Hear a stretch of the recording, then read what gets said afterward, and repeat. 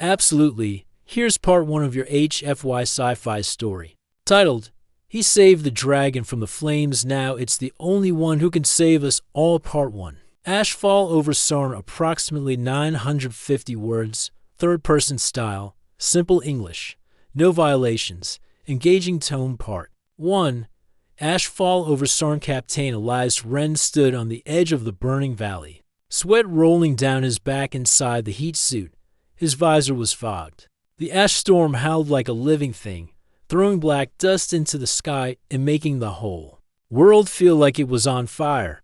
Below, glowing rivers of lava flowed between broken mountains. Sarnford was supposed to be the future, a planet full of minerals, energy, and opportunity. That's what the Terran Colonization Board had promised, but instead, it had become a nightmare. Earth hadn't known this world was alive with constant earthquakes, storms, and fire from deep underground. Now, Elias was running rescue missions, pulling out workers from collapsed mining outposts.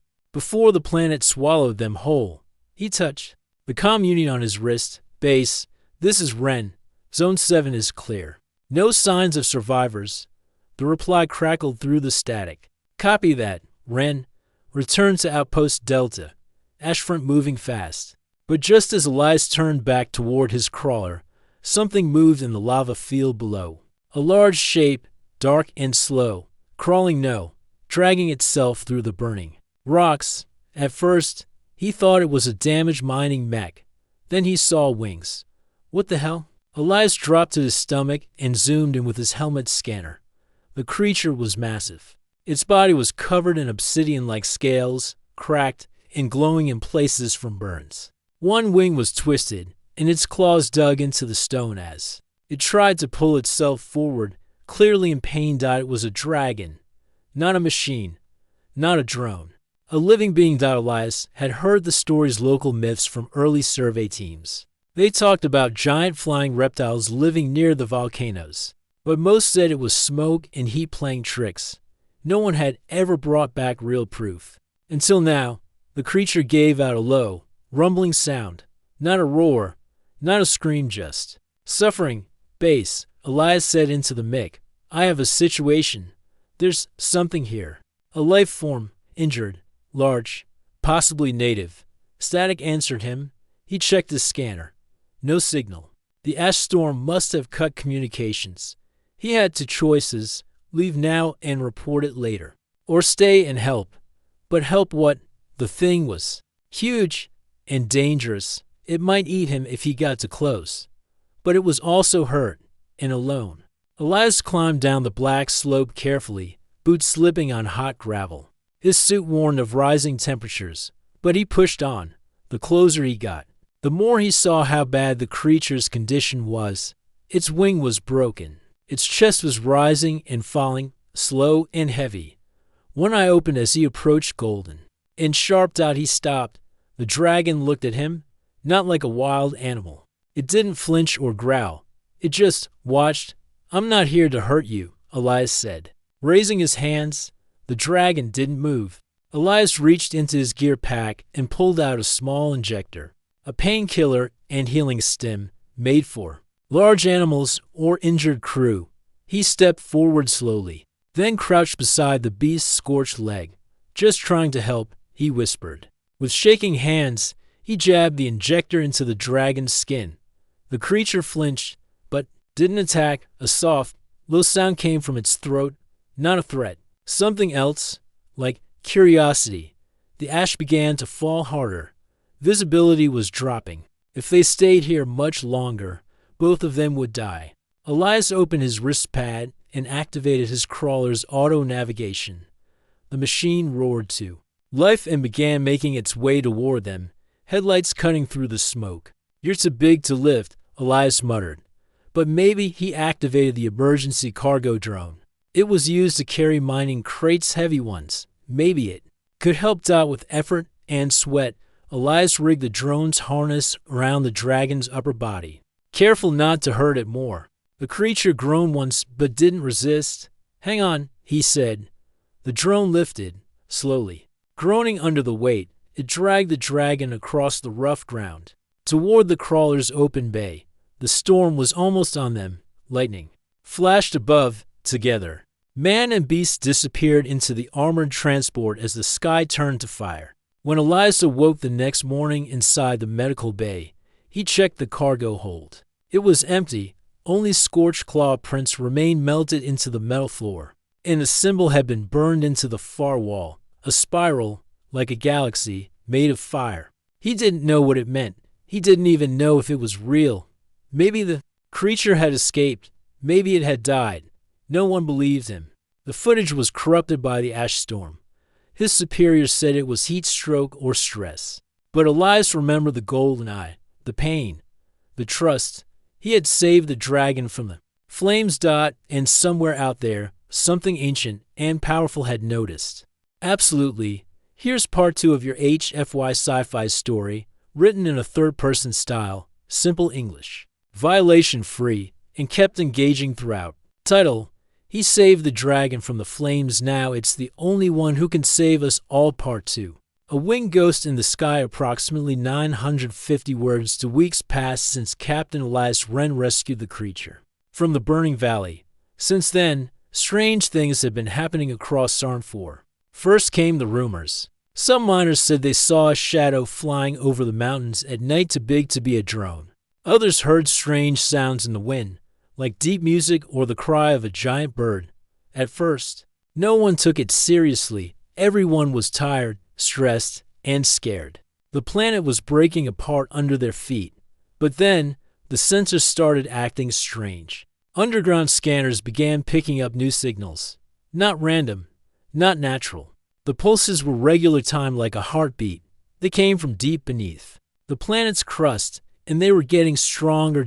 No one understood what it meant. Elias, now demoted to cargo duty after disobeying orders, had been flying small supply drops to distant outposts. He didn't mind. It gave him time to think. The memory of that golden eye still lived in his mind.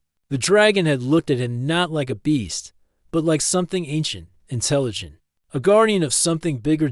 And now, it was out there somewhere watching. His current route took him over the Blackfire Ridges, a jagged stretch of volcanic mountains filled with ash and smoke. The scanners on his shuttle beeped again. Another seismic pulse, stronger this time. Elias looked at the reading. The pattern was perfect. To perfect. Heartbeat, he whispered. Suddenly, his shuttle shook violently. A surge of static hit his ears. The lights flickered. Something massive had just moved under the surface. Before he could react, a bright flash of red light flew past his cockpit window fast as a missile. It was huge. A dark shape, wings spread wide, tail long and twisting like smoke. His eyes widened. It was the dragon, Velkareth, Elias whispered without knowing why. He had never given it a name. But now it felt right. The name just came to him, as if whispered by the wind. The dragon soared high above the smoke, wings glowing faintly with heat. Its body had healed. Its movements were smooth, sharp, graceful. But most surprising of all, it was looking back at him. Their eyes met through the glass. Then Velkareth turned and flew ahead of the shuttle, leading him through the storm. At first Elias hesitated, but something deep inside told him to follow. He turned the shuttle toward the dragon and gave chase. For nearly 30 minutes, they flew across jagged peaks and glowing lava flows. The storm cleared. The skies above opened just enough for Elias to see where Velkareth was leading him, an enormous crater. Hidden in the center of the mountains. Inside the crater were ancient structures, not human. Towering spires made of obsidian, glowing with faint red veins. They looked like machines, but grown, not built. Half of them were buried in rock, as if they had been sleeping for centuries. The dragon circled the crater once, then landed on a raised stone platform. Elias set his shuttle down near the edge, suit ready, weapon holstered. He stepped out slowly, not wanting to frighten the creature. Velkareth watched him, but didn't move. The air was hot, but not burning. It felt calm here, silent. The platform the dragon stood on had markings, carved symbols, ancient and complex. As Elias approached, he felt a sharp buzz in his head. Images flashed in his mind: fire, stars, machines buried under flesh. and voices that spoke without sound. It was a message. The planet was alive, or rather, it was the shell of something living, something vast and deep and intelligent, a memory. Filled Elias's mind, not his own, a world-sized creature built by a forgotten race. A guardian, an ark, sleeping under stone and fire for 1,000 years, and now, waking. Velkareth was not just a native beast, he was a protector, a messenger. And Elias had been chosen not by accident, but by action, his choice to save. A life had connected him to something greater. Suddenly, Elias's wristpad beeped, a signal. The storm had cleared just enough to catch a broadcast from the orbiting station. It was bad news. This is Commander Grange. All units be advised, Thorn Systems has deployed a research vessel without permission. They've detected deep core anomalies and are initiating unauthorized drilling. Elias swore under his breath. Thorn Systems, a private megacorp, greedy, reckless, always looking for new weapons or energy sources. If they drilled into this place not knowing what it truly was, they could wake something too early or worse. Kill it? Velkareth stepped forward, slow and calm. His eyes glowed with soft light. He lowered his head and touched Elias's chest gently with his nose. And suddenly, Elias understood. He saw through the dragon's memory, saw Thorn's drills entering sacred ground, disrupting ancient circuits, damaging sleeping minds below. If they continued, Sarnfor wouldn't just shake, it would erupt, the living planet would fight back. Millions would die. Elias looked up. We have to stop them. Velkareth lifted his wings. The wind rolled out like a wave of heat and power. The dragon turned toward the sky, waiting. Elias ran back to the shuttle. He didn't know how to explain this to command. He didn't even know if they would believe him. But he was sure of one thing now. He hadn't saved a dragon. He had saved a guardian. And now, it was going to save them all. Of course, here's part 3 of your HFY Sci-Fi story. Third-person style, simple English, violation-free, and kept interesting to hold your audience's attention. Title: He saved the dragon from the flames. Now it's the only one who can save. U.S. All Part 3. The enemy beneath our feet, approximately 950 words. The sky above Sarnfor had turned an angry red. Captain Elias Wren sat in the shuttle's cockpit, flying fast and low, his mind racing. Behind him, the mountains disappeared into thick ash clouds. In front of him was danger real. Human-made danger. He had seen the truth. Sarnfor was not just a planet. It was a sleeping giant, a living machine buried under lava, stone, and fire. And deep beneath the surface, it was waking up. Worse, Thorn Systems, the greedy private company, had started drilling into its core. They had no idea what they were doing. They thought they were just chasing rare minerals or new power sources. But Elias had seen what lived under their feet, and now, thanks to the dragon Velkareth, he knew what would happen if they pushed too far. Elias opened the comm channel again. This is Captain Wren, Shuttle for 3A. I have urgent intel. Thorn Systems is about to cause a planetary disaster. The reply crackled with static. Then came a voice, sharp, cold. This is Commander Grange. You're supposed to be on cargo duty. Why are you flying unauthorized over Sector 12? Elias sighed. Commander, listen to me. I saw it. The pulses under the surface aren't earthquakes. They're signals, timed, controlled. The planet is alive. Double quotes, silence. He continued, and there's a creature, a guardian. I believe it's trying to warn us. If Thorn continues to drill, they'll wake something that doesn't want to be disturbed. The silence stretched, then Grange replied. Slower this time. I've received seismic data. Some patterns do look unusual. But are you suggesting the planet is intelligent? Yes? Elias said, I'm not asking you to believe in fairy tales. Just stop Thorn's drills before it's too late. Grange paused again. Understood. I'll try to contact Thorn's lead unit. Elias leaned back. That was all he could ask for now. But deep inside, he knew Thorn wouldn't listen. They never listened. Far away, at drill site Omega, heavy machines roared through black stone. Robotic arms tore through layers of cooled magma. Huge drill. Heads chewed into the planet's crust, deeper than any mission before. Inside the main control hub, Dr. Len Thorne, CEO of Thorne Systems, smiled. "This is it," he said, staring at the energy readings. "We're close. The core's radiating clean power beyond fusion. Whoever built this left behind something useful." His assistant, a nervous tech named Baden, frowned. "Sir, the seismic pulses, they're getting stronger. I think the planet is reacting." Dr. Thorne waved him off. "It's just pressure release. We're cracking open old faults, nothing new." Baden hesitated. A pilot filed a report. He said the planet might be alive. Thorne laughed. "Alive? It's a ball of fire and rock. Don't start believing in dragons."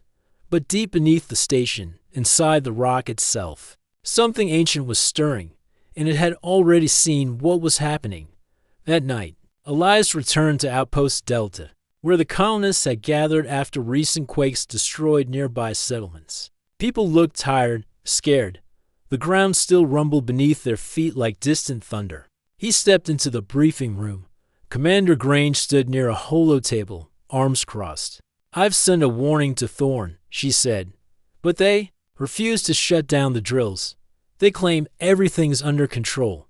"It's not," Elias said. "I believe you," Grange replied. "We've lost contact with one of their deep core teams. I need you to go there, check it out." Elias nodded. "I'll take Velkareth." Grange raised an eyebrow. "That's the dragon's name?" "He gave it to me." "She didn't," argued Dot. An hour later, under the cover of night, Elias stood outside the outpost. The air was hot, the ground trembling. Then came a deep thump from the sky, wings cutting the air. Velkareth descended like a shadow of fire. His eyes glowed, and his scales shimmered with heat. He lowered his body and let Elias climb onto his back. Together, man and dragon took flight into the dark. As they flew, Elias felt strange thoughts again, not his own. Images, emotions, memories. He saw ancient stars. He saw machines turning into creatures. He saw a great war in a forgotten age. Velkareth had lived long, seen much, and now he shared it all with Elias. Then came something darker, a vision of Thorne's drill piercing something important.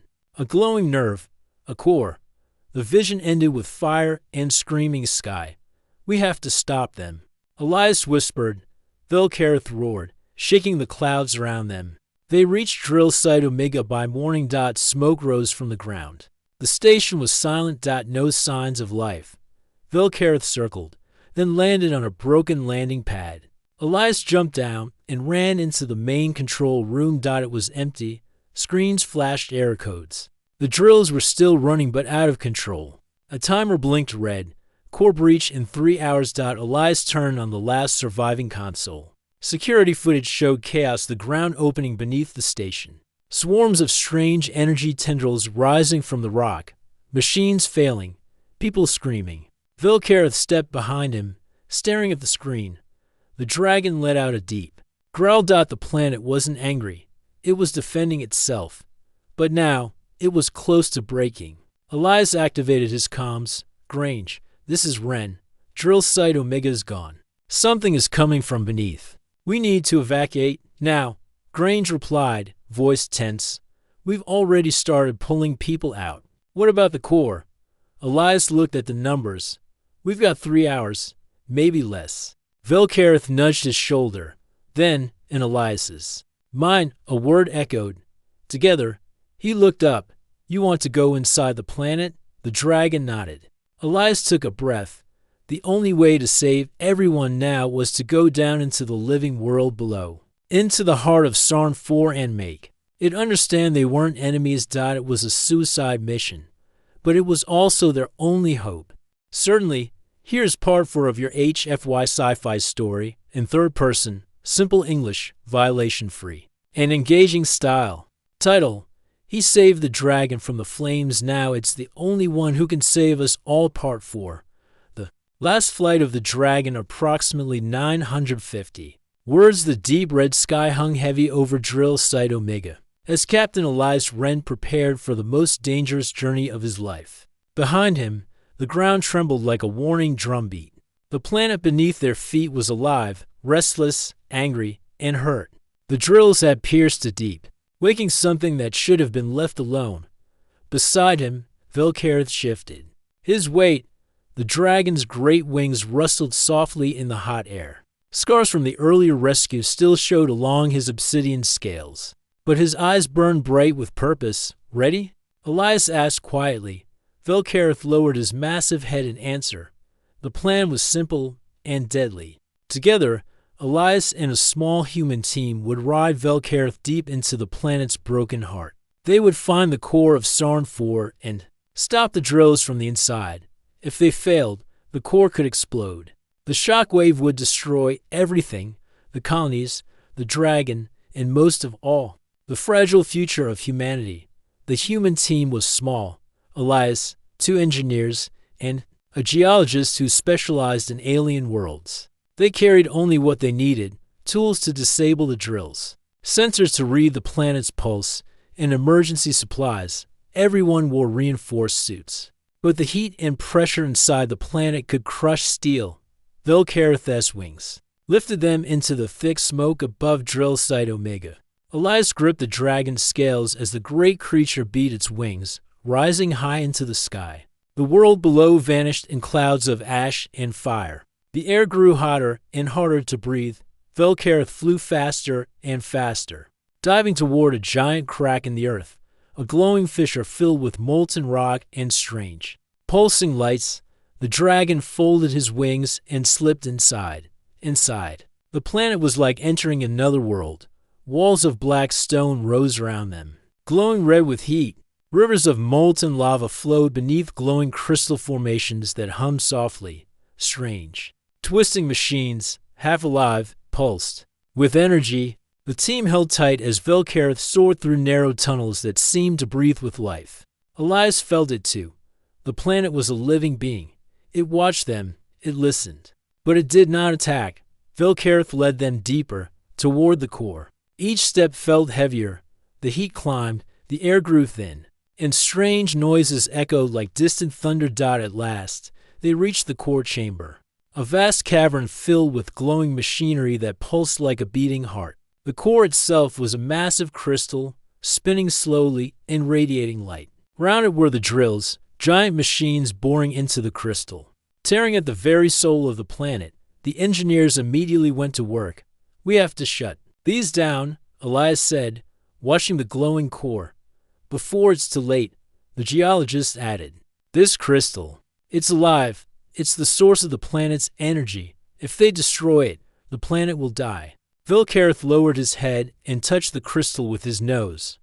The light flared, and Elias saw visions, memories of an ancient race that had built the planet as a living ark to protect life during cosmic wars. Suddenly, alarms blared.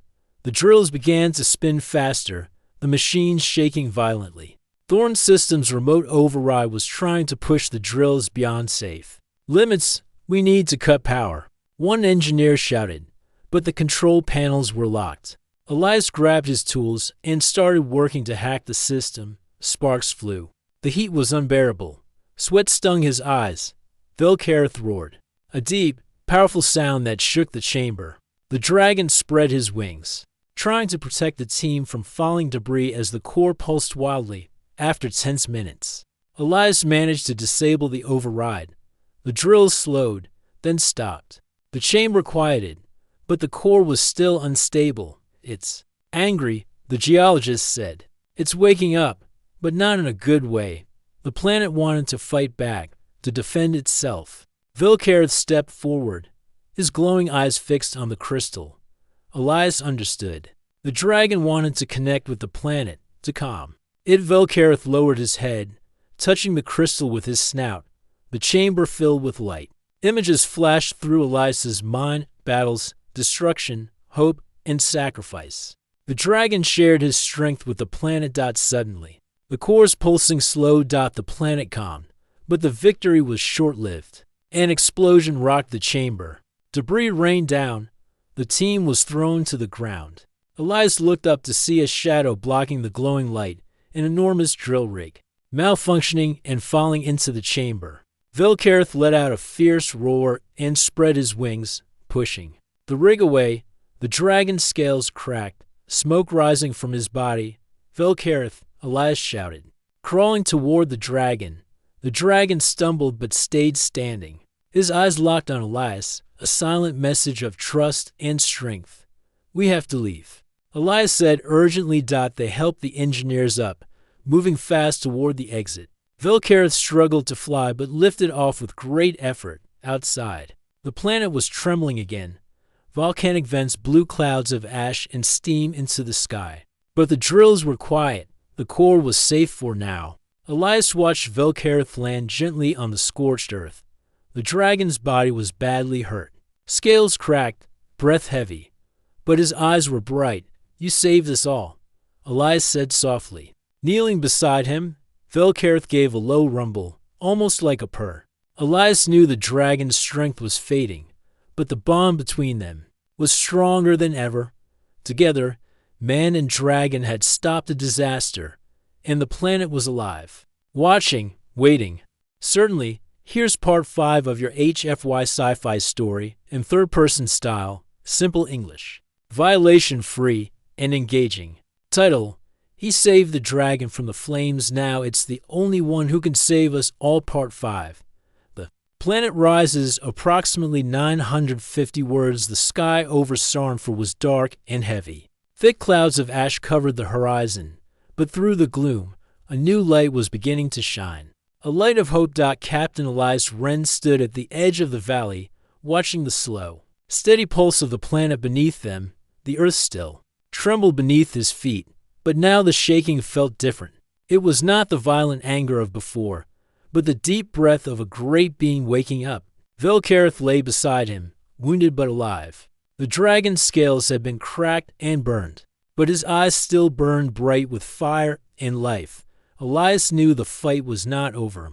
Thorn Systems had not given up. After the disaster at Drill Site Omega, they sent more ships to the planet. Their goal was clear: to control Sarnav's power no matter the cost. From orbit, the fleet prepared to strike. Weapons charged, missiles loaded. But Velkareth was ready. Elias climbed onto the dragon's back. Together, they took to the sky, a winged shadow against the burning clouds. As they rose, Elias could feel the planet's power flowing through Velkareth. The dragon's wings beat with strength renewed by the living core below. Ahead, the Thorn fleet moved into attack formation. Bright lights flashed as warships opened fire. Velkareth roared, a sound that shook the sky. He dived into the heart of the battle. The fight was fierce. Velkareth twisted and turned through the enemy ships, dodging beams of energy and missiles. His body glowed with heat, scales flashing like molten metal. Elias held on tight, shouting orders to the engineers controlling the ship's weapons. They fired back, blasting drones and interceptors. But the true battle was Velkareth's alone. With a mighty breath, the dragon unleashed a wave of superheated plasma, tearing through the closest ships. One by one, the Thorn vessels fell. But the cost was high. Velkareth's wounds opened again. Smoke poured from his nostrils. His wings faltered. Elias reached to steady him. Hold on, Velkareth, he shouted. The dragon struggled, pushing through the pain. Ahead, a massive kinetic rod, a weapon designed to pierce planets, hurtled toward the core of Sarnfor. Velkareth turned sharply. There was no time. In one final act of courage, Velkareth flew straight into the path of the weapon. The kinetic rod struck the dragon's chest. A terrible explosion lit the sky. Velkareth plummeted toward the planet's surface, a blazing comet against the dark. Elias screamed, holding on as the dragon fell through the clouds. But something incredible happened. The energy from the impact flowed into the planet's core. The ground shook violently. The core glowed brighter than ever.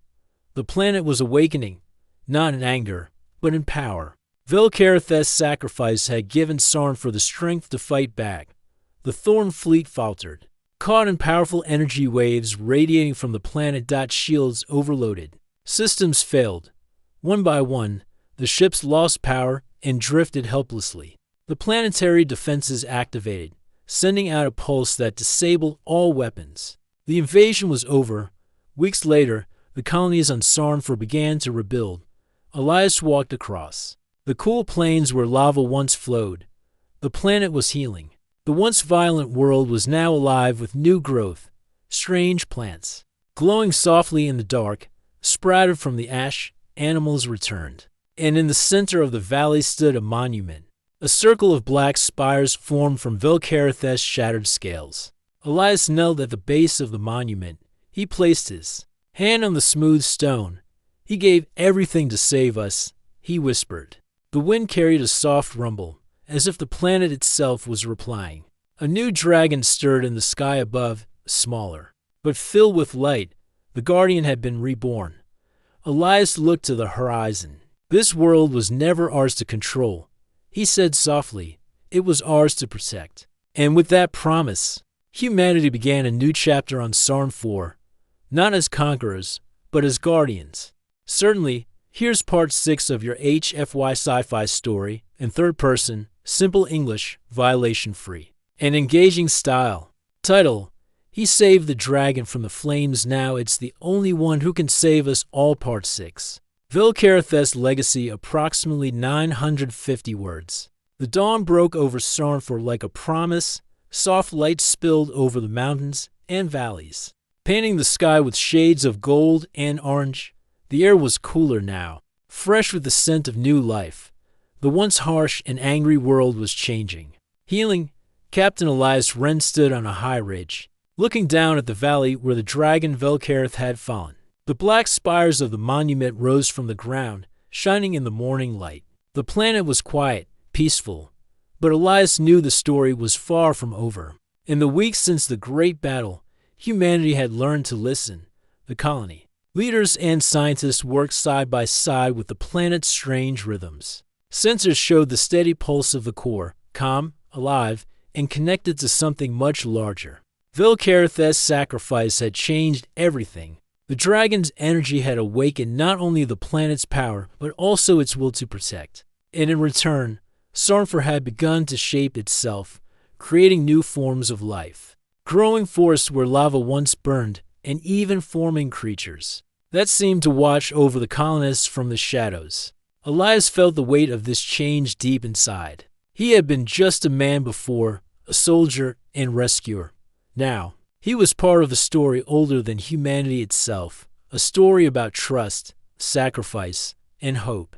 At the colony's command center, Elias met with Commander Sella Grange. "We received a message from Earth," she said, her voice steady but filled with emotion. "They want to know everything, the risks, the dangers, and the hope." Elias nodded. "They deserve to know. But more than that, they need to understand that Sarnfor is not just a resource. It's a living world, and we have a responsibility." Grange smiled. "You saved more than a dragon. Elias, you saved the future." That evening, Elias stood alone at the monument. The wind whispered through the black spires. Remnants of Velkarith's scales, hardened into stone by the planet's strange energy. A soft glow began to rise from the center of the circle. Elias watched as light formed into shapes, delicate, shimmering wings of a new dragon. The creature was smaller than Velkarith had been, but its eyes held the same fierce spirit and kindness. It looked at Elias, then it lifted into the sky, circling once before disappearing over the horizon. Elias smiled, feeling a deep peace. "This is Velkarith's legacy," he said softly, "a world saved by trust between species. A future built on understanding, not fear." Days passed, and the colonists adapted to life, with their new guardian watching over them. Farms grew in the fertile soil. Schools taught about the planet's history and the ancient race who had built it. Elias often flew with the smaller dragon, exploring new lands and discovering places untouched by fire. Each flight was a reminder that the bond between humanity and Sarnfor was alive, growing stronger every day. One morning, Elias received a message from Earth's Council. They offered resources and scientists to help protect Sarnfor and study its wonders. But they also sent a warning. Other powers were watching. The galaxy was filled with those who might see the planet's power as a prize to be taken. Elias knew the fight for Sarnfor was just beginning, but he also knew they were ready. As he stood on the ridge once more, Elias looked up to the sky. The New dragons soared high above, a bright symbol against the blue. Together, they would guard the planet. Together, they would protect the future. And together, they would prove that even in a vast and dangerous universe, humanity could rise to be the heroes of their own story.